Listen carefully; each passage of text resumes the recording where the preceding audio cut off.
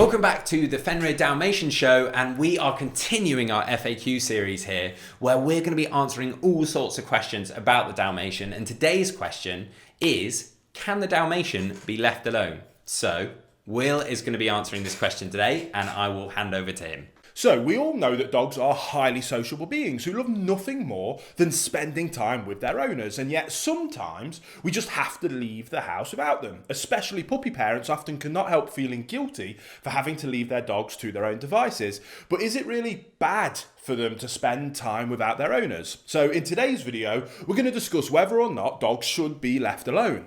So then, we will begin with the first reason why leaving your dog alone at home might actually be very good for them, and that is that alone time can build confidence. If you just got a new puppy, you might be tempted to spend all your free time with them, and there is no doubt about it. With their innocent charm, their adorable clumsiness, and their cute cuddly looks, puppies are irresistible. However, if you keep showering them with fuss and affection all the time, you might do them a disservice. Now, this might sound a bit bizarre, because why on earth would you not show your new dog how much that you adore them? Now, of course, I'm not suggesting you should withhold love from your puppy, but if you make it a habit to give your young dog the opportunity to be on their own sometimes, you will thank yourself in the future, guaranteed. Because alone time builds a young dog's confidence like nothing else. They learn valuable lessons from this, such as, my owner is leaving the house. That's not the end of the world. After all, they always come back. And in the meantime, I've got my tasty chew toy filled with meat pate to work on. Now, next is around crate training being incredible for your dog. Now, of course, you're probably going to want to build up to this gradually, but by and large, a puppy who is left alone in a safe place for short periods of time will learn how to calm themselves down. To help you build up to a point where you can leave your dog loose in the house for several hours, and to help you do that, I highly recommend you get a crate. Invest in a safe, stable version that will be large enough for your dog when they are fully grown. If you select a crate with inbuilt dividers, you can adapt the size to your puppy, which is brilliant. Especially useful because dogs do not want to soil in their own dens.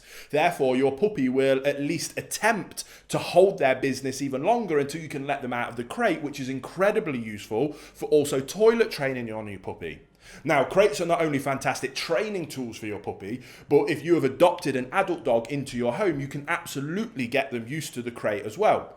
Most likely, they will readily embrace the crate as their new sleeping place, especially if you have made the space a nice one and an inviting place to go. To do so, put a soft dog pillow or a thick blanket or a bed into the crate and cover the top with a blanket. In this way, you create a den-like atmosphere, which really naturally appeals to dogs and they find very secure and safe. Now, another tip to help manage your dog's alone time is by planning ahead and being proactive.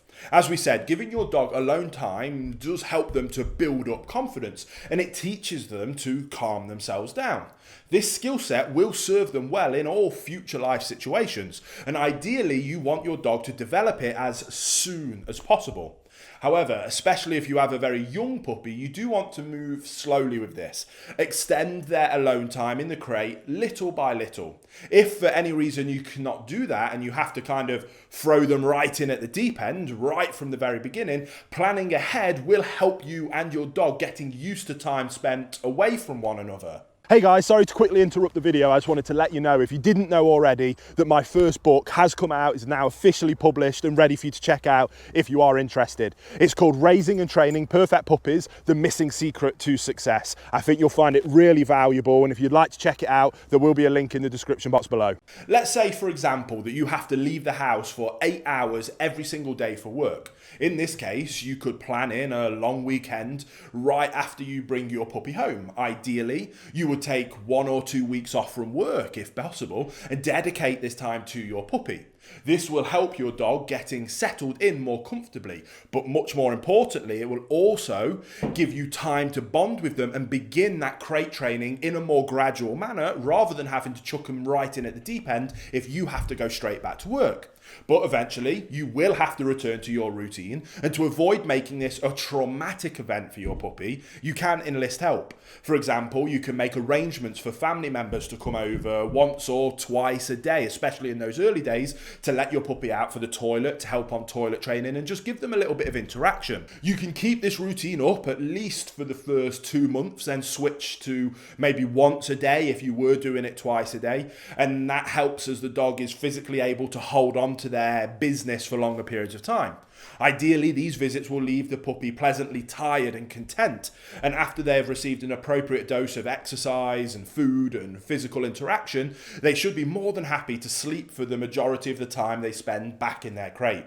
If you have no family members or friends who are willing to take over these puppy duties while you're at work, you can hire a dog sitter or take your puppy to a reputable doggy daycare, especially in those early days. So, in my opinion, yes, dogs should be taught how to be left on their own. Of course, in the ideal world, we will always have someone at hand to stay at home with our puppy, at least until they are a bit older and a bit better trained to be able to be left loose in the house. And ideally, we would not leave them for longer than a few hours at a time. However, there are many ways to navigate those challenges of having to leave your dog at home. And provided you are fully committed to making sure that you meet your dog's needs, especially during your absence, you absolutely can make this work. Alone time does not have to be bad for your dog. In fact, it can be an incredible thing. And as their loving owner and leader, you simply want to manage the situation in the best interest of your dog by setting them up for success, by planning ahead and being proactive, as a good, calm, consistent canine leader always does. So as always, guys, be your dog's leader, because leadership is love.